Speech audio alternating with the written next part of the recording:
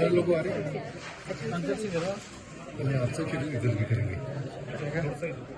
नामांकन भरा गया है, तैयारियां चल रही हैं, किस तरह आप जीत को देख रहे हैं?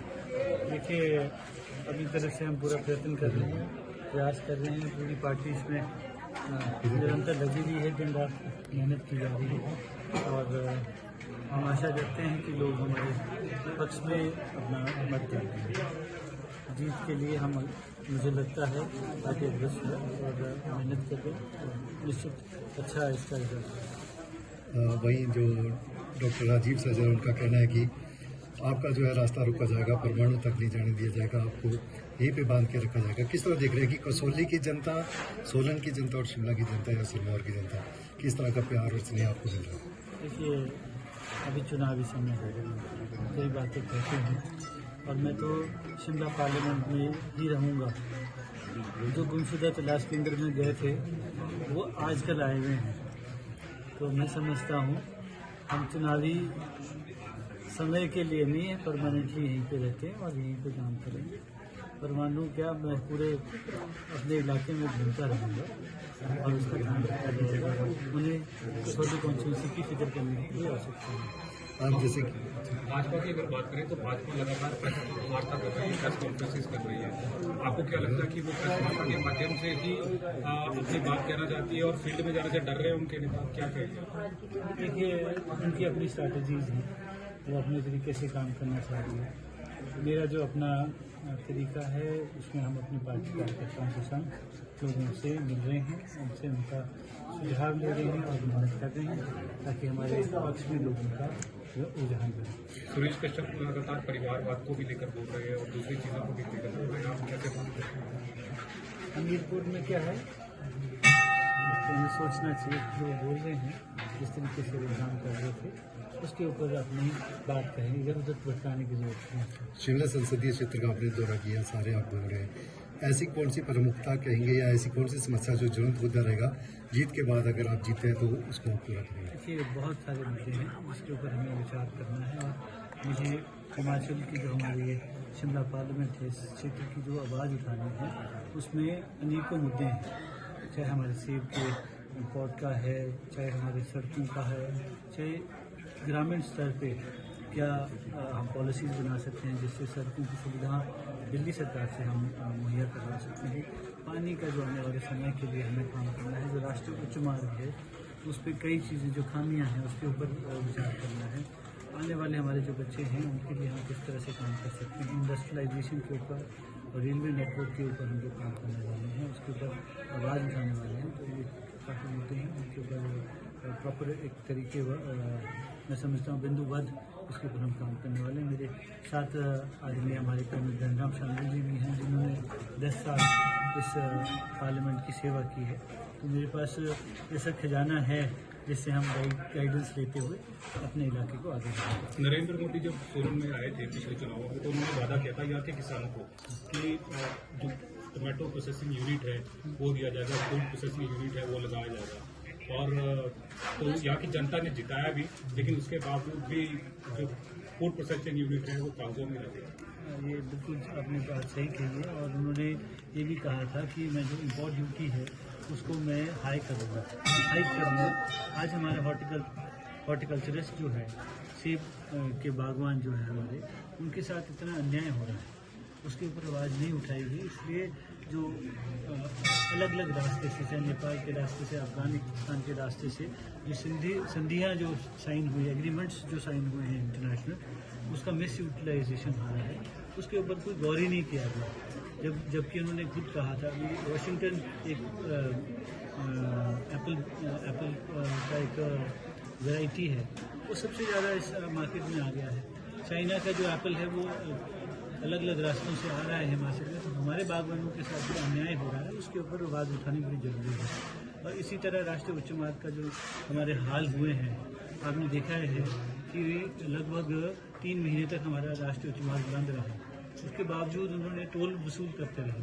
जब उनको हमने बहुत स्ट्रांगली वहाँ पे अपनी बात उठाई, तब जाके कुछ समय के लिए उन्होंने बंद किया, पर उसको अभी तक वो उन्होंने ठीक नहीं किया, अपनी DPR करेक्ट नहीं कर पा रहे हैं। तो उसके लिए आवाज़ ही नहीं उठी, तो फिर कैसे करेंगे? हमें कहा गया कि नालागढ़ में रेलवे पहुँच चुकी है, और जब हम नालागढ़ में जाते हैं तो ये कहा जाता है कि पछाद में राष्ट्रीय उच्च मार्ग बन चुका है, और जब हम पछाद में जाते हैं तो बोलते हैं नालागढ़ में रेलवे आ चुकी है। तो ये धोखा तो लोगों को दिया जा रहा है। भाई आज आपने सोलन का जो शूली माता मंदिर से माता के शुरुआत किया, क्या आगाज का थोड़ा सा? देखिए, ये हमारी माता यहाँ पे विराजमान है, तो जब भी कहीं पे जाया जाता है, हर कोई भी स्थान है, देवभूमि है, और यहाँ पे शूली माता का अपना ही महत्व है। जब प्रियंका जी यहाँ पे आई थी तो उन्होंने यहाँ से शंखनाद हमारे जो चुनाव का किया था, और हमारे लिए माता के नीचे आशीर्वाद था। माता के सामने झुकने में हमें, मुझे लगता है बहुत गर्व होता है। विनोद जी, सुभाष मंगलेट का जाना और राजेंद्र ठाकुर का जाना, जिन्होंने कम से कम 30,000 वोटें विधानसभा में ली थी, कितना डेंट आपको पड़ने वाला है? ऐसा कुछ नहीं होता है, सभी अपने मन से चलते हैं, किसी एक इंडिविजुअल के बेस पे वोट नहीं डाले जाते हैं। वो आए हैं, अब जब दूसरी साइड गए हैं तो गए हैं, फिर देखते हैं, जो लोग करना चाहेंगे वो खुद करेंगे।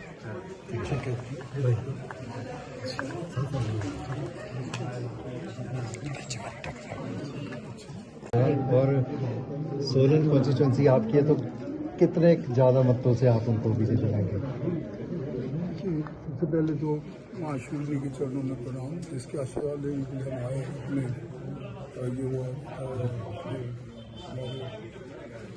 कैंडिडेट बने हैं। यहाँ के मुद्दों का ताल्लुक है, मेरा मानना है जो हालत आजकल हमारे देश की है उसमें हमें दो चीज़ों को बचाना है, एक अपने लोकतंत्र को और दूसरे अपने संविधान को। तो अगर इन दोनों को हम सचमुच में आगे रखें तो जो दूसरे मुद्दे हैं वो तो विकास के हैं, जैसे माननीय प्रत्याशी जी ने भी आपको बताया, हमारे जहाँ तक हमारे मुद्दों का ताल्लुक है, 15 महीने में वो अप्रत्याशित काम किए हैं माननीय सुखविंदर सिंह सुक्खू जी ने, जो सचमुच में एक इतिहास में स्वर्ण अक्षरों में लिखे जाएंगे। उनका फ्रंट फुट पर आना, त्रासदी के समय काम करना, उससे पहले भी जब उन्होंने अपना शपथ ली थी तो जो ये एक बेसहारा बच्चों के लिए जो हमने किया है, ये अपने पूरे भारत में एक अनूठा एग्जाम्पल है। और हमारा जो ये सुभाष लुथान में बन रहा है, जिसकी आधारशिला रख दी गई है, माननीय मुख्यमंत्री के साथ मैं भी था। मेरा मानना है कि हमारे पास इतने मुद्दे हैं विकास के कि जिसको अगर मैं गिनता रहूँ तो सारी रात हो जाएगी। चाहे वो 1500 रुपये की बात करें, चाहे अपने स्टार्टअप फंड की बात करें जो युवाओं के लिए देने का है, चाहे हम दूध और जो इसकी महिलाओं के लिए हैं जो बताया, या तो मेन थिंग ओपीएस या सटल, वो तो पहली कैबिनेट में दिया गया तो अब सबके मन पे। और जब छोटी सी बात बता रहा हूँ आपको कि मैंने मैनिफेस्टो के चेयरमैन होते हुए एक बात लिखी थी कि हमारे बच्चों को 210 और 220 रुपये के आसपास मिलते थे, हमारे पुलिस के जो कर्मी थे उनके लिए इनमें बढ़ोतरी की जाए। तो हमारी कैबिनेट में से 1000 राशन मैंने को भाजपा ये भी बोल रही है कि ये जो कांग्रेस है क्षेत्रीय पार्टी बनकर रह गई है और राष्ट्रीय मुद्दों की बात नहीं कर रही है, राष्ट्रीय मुद्दे उठाने चाहिए। राष्ट्रीय मुद्दा तो मैंने सबसे पहले आपको कहा कि हमें संविधान की रक्षा करनी है, क्योंकि हमें खतरा है कि कहीं अगर इस प्रकार की फासिस्ट थिंकिंग की पार्टी आ जाती है अगर पावर में, तो आज हमारी संविधान को भी खतरा है, लोकतंत्र तक को खतरा है। आप सोचिए कि किस प्रकार से अभी की जो आप हालत देख रहे हैं, किसी के आधार कार्ड फाड़े जा रहे हैं, किसको अलाउ नहीं किया जा रहा है। आप देख रहे हैं ना, राष्ट्रीय मुद्दों में सबसे बड़ी मुद्दा तो है कि जो लोकतंत्र आपका अधिकार है, you have to vote, you are under constitution, लेकिन उनको वोट नहीं करने दिया जा रहा है। और कई बार उनको ऐसे भगा दिया जाता है। ये चीजें अपने विजुअल्स में भी देखी होंगी, वो गलत नहीं है। तो मैं तो हर एक इनपुट लेता हूँ being an army officer, and they are really the facts. So इतनी बौखला गई है भारतीय जनता पार्टी, ये सोचती है कि भी वो अगर हम तीसरी बार नहीं आए तो इनको इसको सत्ता का लोभ है। सत्ता का लोभ जो है उसे मिटाना होगा, और इसीलिए याद करना है कि जिन लोगों ने आज़ादी की जंग जीती, जिन लोगों ने 2 प्राइम मिनिस्टर राष्ट्र की वेदी पर दान किए, जिस पार्टी की विचारधारा आज आने की आवश्यकता है वो पार्टी आनी चाहिए। तो राष्ट्रीय मुद्दा सबसे पहला तो वही है कि इस वक्त देश में कांग्रेस आया तो इंडिया गठबंधन ना है, वो आए। जब तक आपने बात कही कि क्षेत्रीय पार्टी बन गई, ये समय समय की बात होती है। जो भी पार्टी इकट्ठा काम करके आगे निकलेगी, मेन थिंग तो है कि जो इनकी थिंकिंग के विचारधारा के लोग हैं वो पावर में नहीं आने चाहिए, ऐसा लगता है। ठीक है सर, थैंक यू। और फिक्र हमेशा मेरे साथ रहता है। भूषण ज्वेलर्स, अनमोल रिश्तों के लिए।